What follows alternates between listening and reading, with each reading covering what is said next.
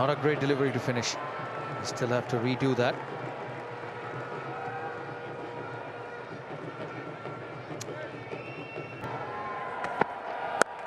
Off the back foot once again. Poor length once again. And India finished the over with the boundary. 35 for 1 after 7. Well done. This is absolutely brilliant. There's a shot earlier which he played almost like a square cut. You can see how quickly he's made up his mind what to do with this particular delivery. Talk about seeing the ball early. Here's an example. West Indies certainly don't want to get predictable with the short pitch ploy.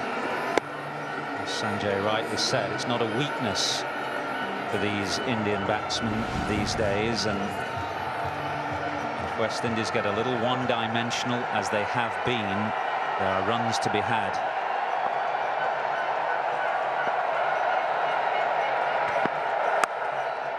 Comes in a little quick on this occasion. Just a hint of the ball sitting in the pitch a little. He's played better second time round, but the ball will surely turn for the Indian spinners. Get it! That's well played. The ball is quick. There's no way the slip fielder can take a catch of that kind of an edge. 62 for 1. Beautiful day today. Lots of blue in the sky. Lots of blue in the stands when India plays. That happens all the time.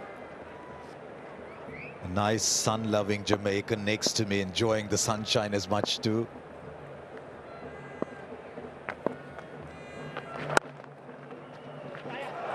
Oh, he should have stopped that. That's something I always put in the game plan, Asha. Support your bowlers. That's something that the West Indies have not done very well at all throughout this tournament. Too much fumbling. The odd dropped catch.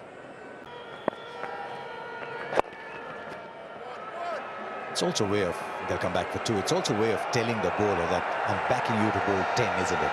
That I'm relying on you to bowl 10. Sign of confidence. If they are not capable of bowling 10 economical overs, though, Asha, there's no point saying you're going to bowl 10. Shouldn't be the side then. Well, that's the problem. You need specialist bowlers, not bowlers that do a little bit of this and a little bit of that, and then they can't give you 10 overs. They can't give you 10 consistent overs. Any bowler can go for runs at times. But you have to have at least minimum 3 bowlers in your team that as you write your team down, you say, yes, I can rely on all these 3 guys to give me 10 overs each.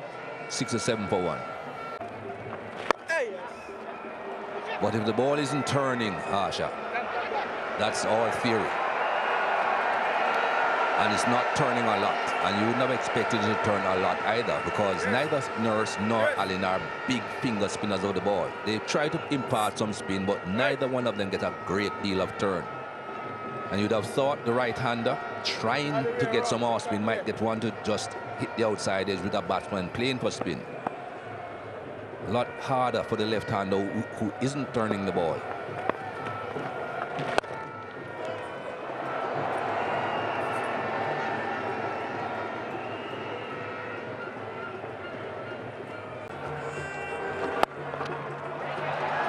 Gill will go down and stop it.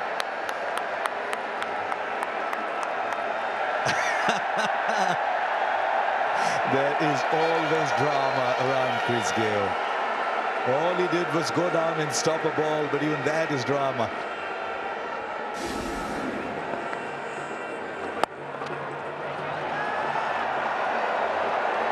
Not getting younger.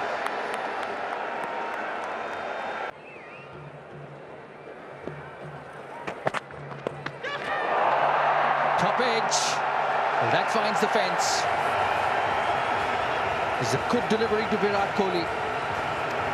But the deep fine leg was a lot squarer.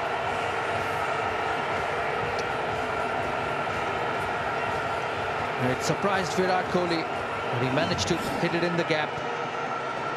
Didn't have control over it. Top edge. And the good thing for him is the deep square leg fielder, rather the deep fine leg fielder, a lot squarer.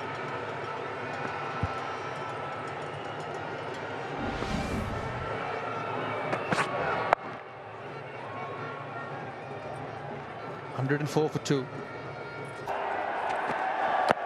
Oh, inside edge, inside edge. That would have been hitting the stumps. Virat Kohli walking across and trying to hit through mid-wicket.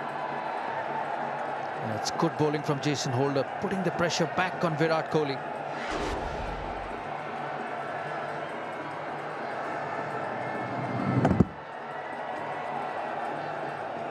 Big inside edge that time.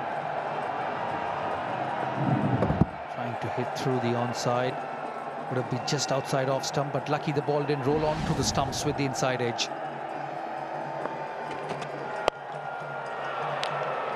Missed out. It's been a great tussle. Jason Holder and the Indian batsman, the previous delivery inside edge. He's trying to whip from the off stump. 4 again. This time fine again. Not a good delivery. It's a slowish wicket. It's an oldish ball and not enough height in the last 2 short deliveries from Sheldon Cottrell.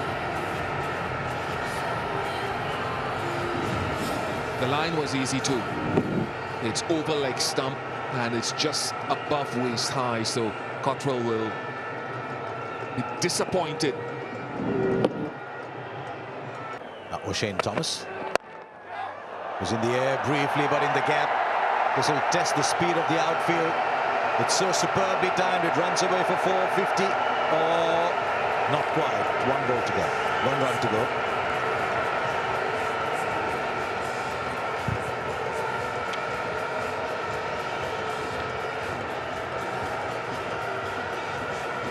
Six boundaries. It's been his style right through this World Cup. He hasn't taken off, and yet he's scoring at a strike rate around 100 most days.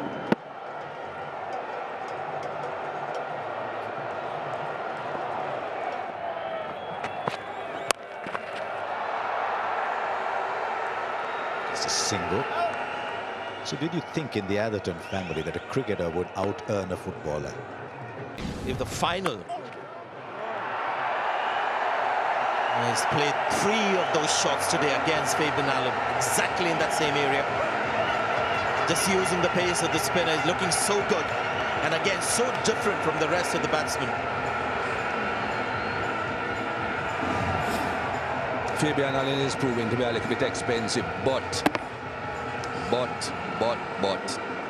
what we talk about supporting your bowlers, if he had taken that wicket off Dhoni, it could have been so much different.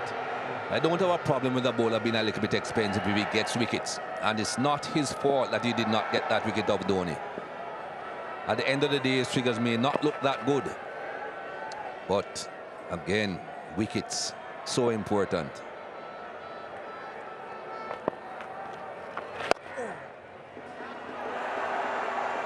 Gets a single. Looks in command, Virat Kohli, every time. He's batting 162 for 4.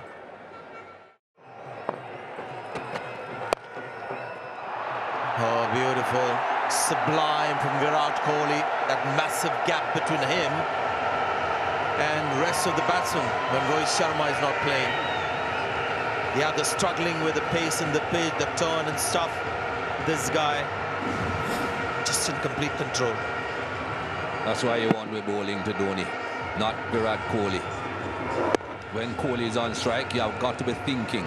Give him a single, get him off strike. We didn't see shots like that from Dhoni, not yet anyway.